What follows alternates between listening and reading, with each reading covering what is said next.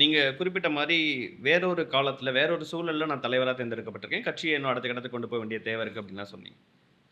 குறிப்பா நீங்க சொன்ன மாரி வந்து இளைஞர்கள், இல்ல வந்து மக்கள் எத மாரி ஒரு தலைவர் வேணும்னு பார்க்குறாங்க? அந்த விஷயங்கள்லாம் இப்ப எப்படியா மாறியிருக்கு? அப்படி இருக்கும்போது காங்கிரஸோட வளர்ச்சிங்கிறத அத அடுத்த கட்டத்துக்கு கொண்டு போறதுக்கு உங்களுடைய தாட் ப்ராசஸ் என்னவா இருக்கு? ஏன்னா நடிகர்களா, மக்கள்ட்ட ஒரு மிகப்பெரிய பிரபல்யம் இருக்கக்கூடிய தலைவர்கள் வந்து இப்போ வந்து தமிழ்நாட்டின் முதல்வரா இருக்கிறாரு விஜய். இந்த பக்கம் திராவிட முன்னேற்றக் கழகம் போன்ற ஒரு தமிழ்நாட்டுல வலுவான கட்சி இருக்கக்கூடியது. அதிமுக இருக்கு. அண்ணாமலை போன்ற பிரபலமானவங்க புதுசா கட்சி ஆரம்பிக்கிறேன்னு சொல்றாங்க. இப்படி பல தரப்பட்ட மக்கள், பலதரப்பட்ட கட்சிகள் மக்கள தங்கள் பக்கம் இழுக்கிறதுக்கான முயற்சிகள் செய்யும்போது, காங்கிரஸ் என்ன செய்ய போறீங்க? இல்ல இதில ரொம்ப முக்கியமா பார்க்க வேண்டியது என்னன்னா, தமிழ்நாடு வந்து தொடர்ந்து திரை உலகத்திலிருந்து வர்றவர்களுடைய மையத்தை சுத்தி தான் ஓடிக்கிட்டு இருக்கு. ம். இத வந்து காங்கிரஸ் கட்சி உணர்றதுக்கு ரொம்ப நேரம் ஆச்சு. அந்த மொழி பேசக்கூடியதுக்கு முடியாதனால நாங்க ரொம்ப லூஸ் அவுட் ஆனோம். அது ம திராவிட முன்னேற்றக் கழகம் ஃபார்ம் ஆன டைமா இருக்கட்டும்.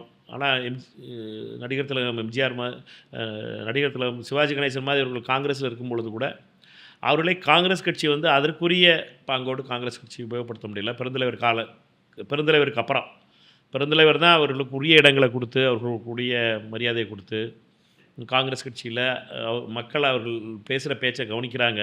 ம். அவர்கள் மொழியில சில விஷயங்கள இந்திய தேசியத்த பத்தி சொல்லணும்னா, அவர்கள வந்து சொல்ல வைக்கலாம்.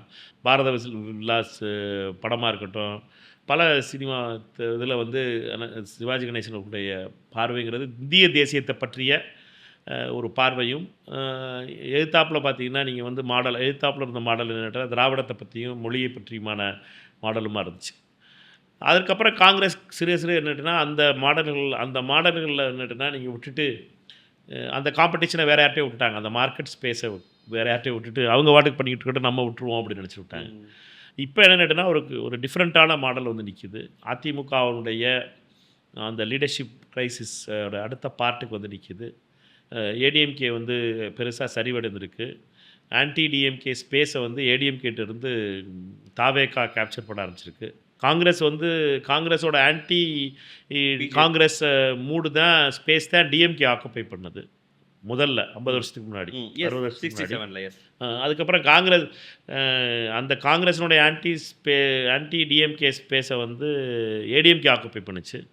இப்ப அந்த ஸ்பேஸ வந்து தாவேகா ஆக்குபை பண்ணுது. அதனால ம்.